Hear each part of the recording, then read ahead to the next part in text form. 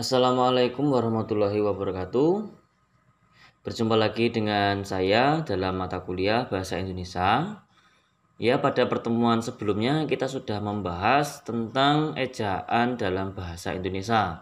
Nah, hari ini atau dalam video kali ini kita akan membahas atau mempelajari tentang tanda baca yang terdapat dalam ejaan bahasa Indonesia.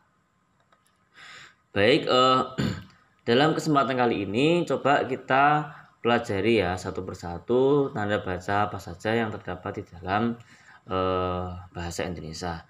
Sebelumnya saya akan menjelaskan pengertian terlebih dahulu apa yang dimaksud dengan tanda baca ya. Jadi tanda baca itu merupakan pengganti intonasi, nada, dan tekanan yang muncul dalam ragam lisan.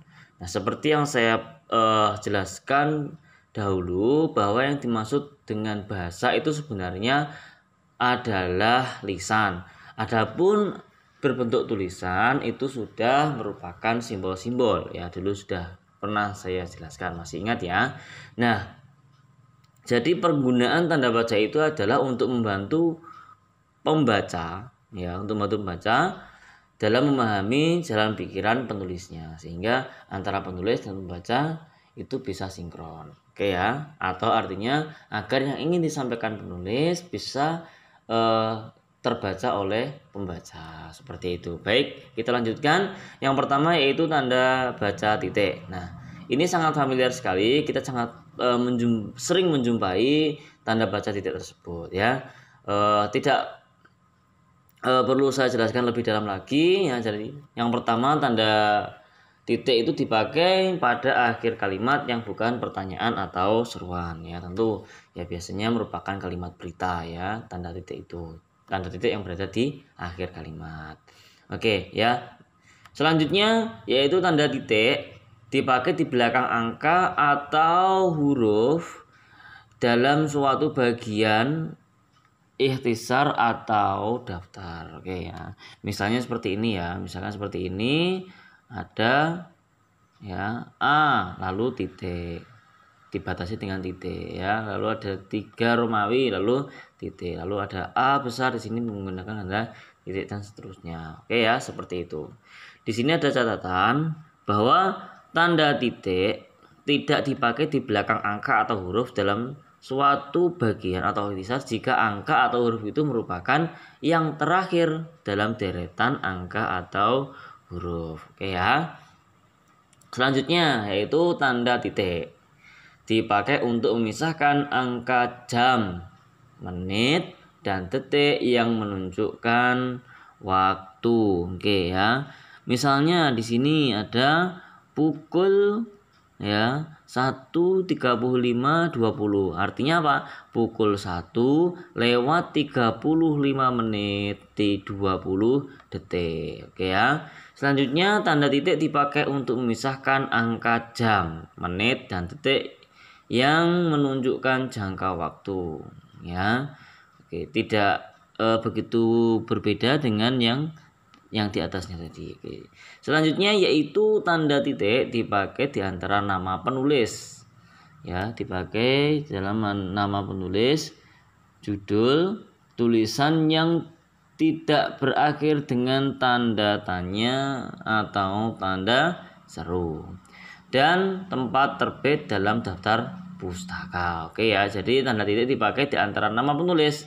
Nah, dalam daftar pustaka. Misalkan di sini ya ada nama penulisnya Siregar Merari, tahun. Nah, sebelum tahun diberikan apa?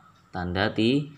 Lalu ke judul, Asep, dan Sengsara. Sebelum ada judul menggunakan tanda titik juga. Oke ya, seperti itu.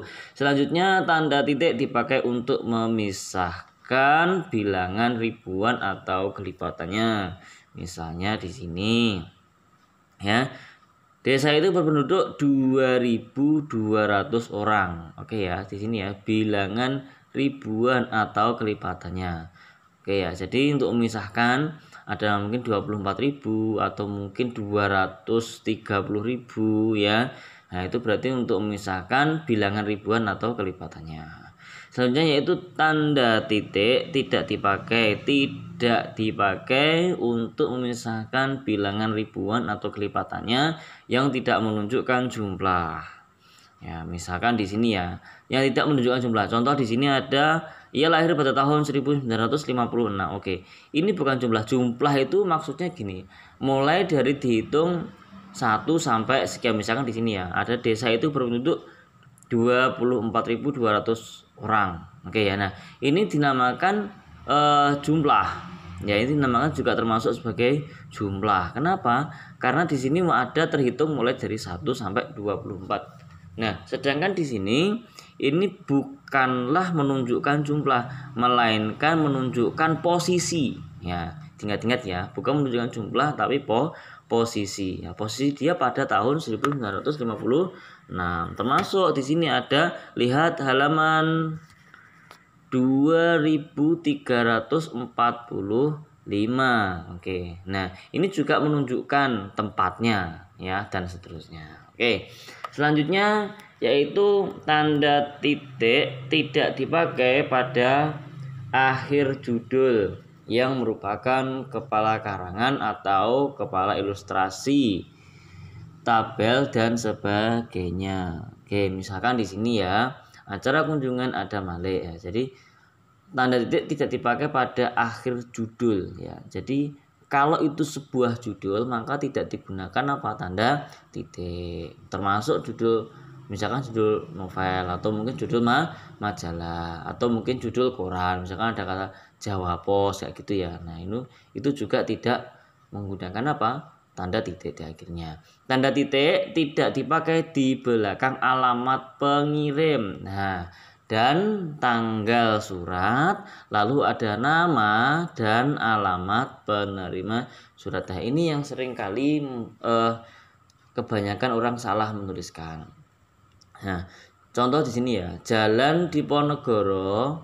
Nah, di sini ada 82. Ini maksud 82 ini adalah nomor ya, nomor 82. Tetapi tidak boleh ditulis nomor karena ini sudah memberikan maksud nomor. Ya, lah kalau nomor itu ditulis seperti sini ya, angka seperti ini, angka. Lalu kalau gang itu ditulis dengan angka Romawi. Ya, misalkan di sini Jalan Diponegoro 82 gang. Misalkan gang 4. Nah, misalkan seperti ini ya, ada gang 4. Oke. Nah, jadi gang ditulis dengan angka Romawi. Oke, selanjutnya yaitu tanda koma. Tanda koma dipakai di antara unsur-unsur dalam suatu perincian atau pembilangan. Misalnya, saya membeli kertas, pena, dan tinta ya. Jadi untuk memisahkan ya, untuk memisahkan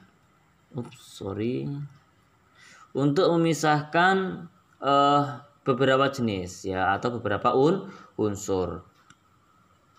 Ada unsur kertas, pena, dan tinta.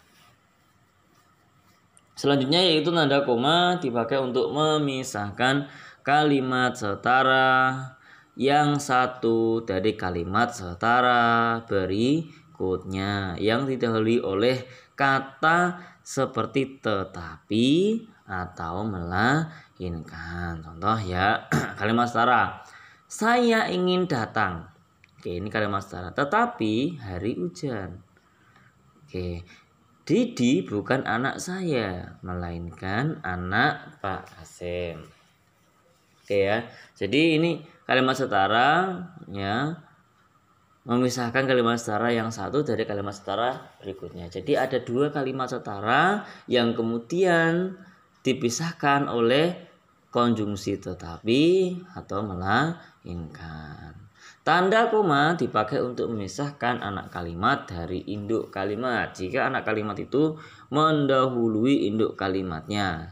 Jadi gini ya, jadi ada dalam sebuah kalimat itu ada dua unsur, yaitu ada anak kalimat dan induk kalimat. Induk kalimat itu contohnya seperti ini. Kalau hari hujan, nah itu namanya maaf ya. Maksud saya induk kalimat itu misalkan di sini, saya tidak akan datang. Nah, ini namanya adalah induk kalimat. Induk kalimat itu biasanya merupakan kalimat yang sempurna. Maksud dari kalimat yang sempurna itu adalah terdapat subjek dan predikat. Sedangkan anak kalimat itu adalah perluasan daripada kalimat atau induk kalimat. Contoh seperti ini ya, ada anak kalimat di sini. Nah, ini adalah anak kalimatnya. Anak kalimatnya ini ya. Kalau anak kalimat dari induk kalimat, jika anak kalimat itu mendahului induk kalimat ya. Jika anak kalimat mendahului induk kalimat, maka dia harus menggunakan tanda koma seperti ini ya. Oke. Baik. Nah, sebaliknya jika anak kalimat atau ya jika tanda koma ya tidak dipakai untuk memisahkan anak kalimat dari induk kalimat jika anak kalimat itu mengiringi induk kalimatnya ya. Jadi anak kalimat mengiringi artinya induk kalimat terlebih dahulu baru anak kalimat. Contohnya seperti ini. Saya tidak akan datang kalau hari hujan. Seperti tadi ya ini. Saya tidak akan datang kalau hari hujan. Ya. Nah, seperti itu. Selanjutnya tanda koma dipakai di belakang kata atau ungkapan penghubung antar kalimat yang terdapat pada awal kalimat, termasuk di dalamnya oleh karena itu, jadi, lagi pula, ya, meskipun begitu, dan akan tetapi. Misalnya sini ya, oleh karena itu kita harus berhati-hati. Selanjutnya tanda koma dipakai untuk memisahkan kata seperti oh ya, wah, aduh, kasihan, dan seterusnya itu ya. Oke. Selanjutnya tanda koma dipakai untuk memisahkan petikan langsung dari bagian lain dalam kalimat. Misalkan di sini ya. Kata ibu, lalu ada tanda koma. Saya gembira sekali. Oke ya, di sini ada tanda kutipan langsung ya, ada tanda petik. Selanjutnya tanda koma dipakai di antara nama dan alamat, bagian-bagian alamat, tempat dan tanggal. Lalu ada nama tempat dan wilayah atau negeri yang ditulis berurutan. Misalkan di sini ya, surat-surat ini harap dialamatkan kepada Dekan Fakultas Kedokteran Universitas Indonesia, Jalan Raya Salemba. Oke ya, jadi untuk memisahkan ya nama dan alamat, bagian-bagian alamat. Oke ya, jadi bagian-bagian alamat di sini mulai dari Dekan Fakultas Kedokteran, lalu mana lagi Universitas Indonesia, dan Jalan Raya Salemba, terus ada Jakarta. Oke, selanjutnya tanda koma dipakai untuk menceraikan bagian nama yang dibalik susunannya. Oke ya, seperti apa? Daftar pustaka. Ini ya, seperti ini ya. Oke, pustaka. Oke, selanjutnya tanda koma langsung ke nomor 10 ya. Tanda koma dipakai di antara nama orang dan gelar akademik yang mengikutinya untuk membedakannya. Oke ya, ini kemarin sudah kita bahas. Jadi dalam penulisan tanda atau title ya, menuliskan title, setelah nama diberikan tanda koma dulu, baru apa? Baru di titelnya. Selanjutnya tanda koma dipakai di muka angka kesepuluhan atau di antara rupiah dan sen. Oke, seperti ini ya. Lalu tanda koma dipakai untuk mengapit keterangan tambahan yang sifatnya tidak membatasi. Oke, misalkan seperti ini ya. Guru saya, siapa nama guru itu? Pak Ahmad. Ya, jadi tanda koma dipakai untuk mengapit keterangannya. Ini keterangannya ini ya. Jadi guru saya Pak Ahmad, atau mungkin misalkan Presiden Indonesia, Joko Widodo, melakukan kunjungan ke Benteng Mendem, misalkan semacam itu. Selanjutnya yaitu bandingan dengan keterangan pembatas yang pemakaiannya tidak dapat diapit oleh tanda koma. Semua siswa yang lulus ujian mendaftarkan namanya pada panitia. Oke, selanjutnya tanda koma dapat dipakai untuk menghindari salah baca. Ya, di belakang keterangan yang terdapat pada awal kalimat. Misalnya, dalam pembinaan dan pengembangan bahasa kita memerlukan sikap yang bersungguh-sungguh. Oke ya, di sini untuk memberikan jeda biar tidak salah baca ya. Karena kalau salah baca kan juga nggak enak. Misalkan dalam pembinaan dan pengembangan bahasa kita memerlukan sikap yang sungguh-sungguh, sehingga perlu di sini ya berikan tanda koma untuk menghindari salah baca. Oke. Selanjutnya tanda titik koma dapat dipakai untuk memisahkan. Oke ya, kita lanjut ke tanda titik koma. Nah, yang pertama itu tanda titik koma dapat dipakai untuk memisahkan bagian-bagian kalimat yang sejenis dan setara. Misalkan di sini, malam makin larut, pekerjaan belum selesai juga. Nah, itu bisa ya menggunakan tanda titik koma ya untuk memisahkan bagian-bagian kalimat yang sejenis dan setara. Oke ya, seperti ini. Selanjutnya, tanda titik koma dapat dipakai sebagai pengganti kata penghubung untuk memisahkan kalimat yang setara dalam kalimat majemuk. Oke. Ayah mengurus tanamannya di kebun itu. Ibu sibuk bekerja di dapur. Nah, sebenarnya ini tanda titik koma ini bisa digantikan dengan konjungsi apa? Bisa digantikan dengan konjungsi. Iya betul ya. Dan nah, tapi dan bisa dihilangkan dengan memberikan tanda titik koma. Oke, seperti itu ya. Lalu tanda titik dua. Tanda titik dua dapat dipakai pada akhir suatu pernyataan lengkap jika diikuti rangkaian atau pemberian. Ya, misalkan seperti ini. Kita sekarang memerlukan perabot rumah tangga seperti kursi, meja, dan lemari. Oke ya. Jadi ada perabot rumah tangga itu ada apa saja? Di antaranya kursi, meja, dan lemari. Nah, berbeda halnya jika rangkaian atau pemberian itu merupakan pelengkap yang mengakhiri pernyataan. Ya, kita memerlukan kursi, ya, meja, dan lemari. Di sini dia tidak menyebutkan perabot rumah tangga, sehingga langsung menuju ke pelengkapnya seperti kursi, meja, dan lemari.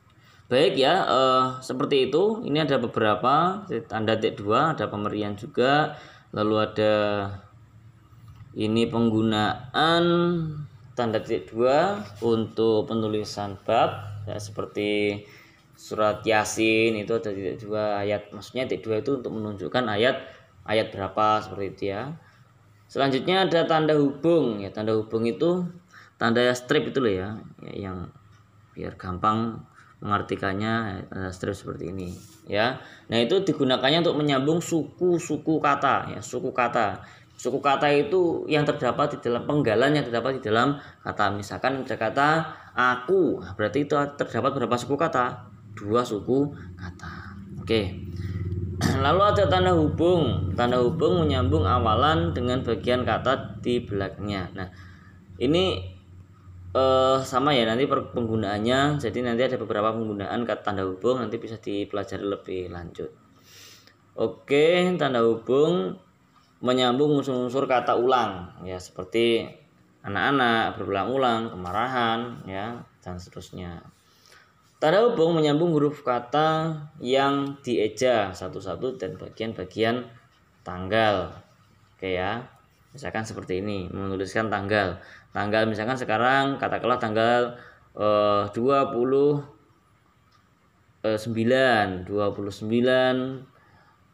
lalu misalkan 29 seperti ini ya, 29 bulan 9 tahun 2020. Oke ya. Oke, seperti ini. Itu menggunakan apa? Tanda hubung. Lalu banyak ya nanti penggunaannya tanda hubung, nanti bisa dipelajari lagi. Oke, di antaranya seperti ini ya. Lalu ada tanda pisah ya, tanda pisah. Bedanya tanda hubung, tanda pisah itu tanda hubung itu lebih pendek ya, sedangkan tanda pisah itu lebih panjang ya. Oke, nanti silakan dipelajari lagi ya di dalam materi yang sudah saya share nanti.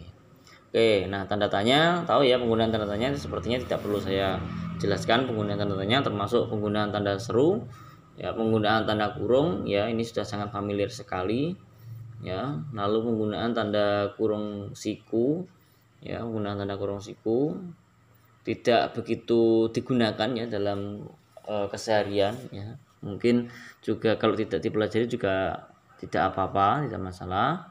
Tapi kalau untuk kepenulisan karya ilmiah ini sepertinya sangat penting sekali. Oke ya, jadi tetap dipelajari saja.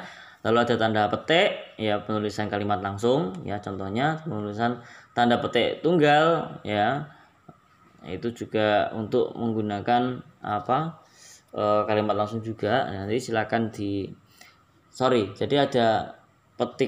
ada tanda petik dan petik tunggal itu biasanya di dalam kalimat langsung itu terdapat ucapan secara langsung orang lain. Oke ya. Nah, seperti contoh di sini ya.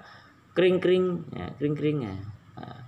Nah, berarti kan ada bunyi lain. Nah, itu dia mencontohkan secara langsung. Jadi ada kalimat langsung yang kemudian dibarengi dengan kalimat langsung yang lain. Oke ya. Lalu ada tanda garis miring ya seperti ini. Oke, nanti bisa dipelajari. Lalu ada tanda penyingkat atau apostrof ya. Tanda penyingkat atau apostrof itu untuk menyingkat contohnya seperti ini ya. Misalkan ada tanda akan. Nah, dia dituliskan. Nah, lalu diberikan apostrof seperti ini ya. Ini bukan tanda petik tunggal, tapi ini namanya adalah apostrof. Oke ya, termasuk misalkan ada tahun 1988, yaitu disingkat 88 tapi dengan memberikan apostrof seperti ini. Oke, mungkin seperti itu saja yang bisa saya jelaskan. Nanti untuk tugasnya silakan dicek pada Google Classroom. Saya sudah menyertakan tugas untuk kalian agar kalian bisa mendalami materi tersebut. Oke, sekian dari saya. Kalau lebihnya saya mohon maaf. Wassalamualaikum warahmatullahi wabarakatuh.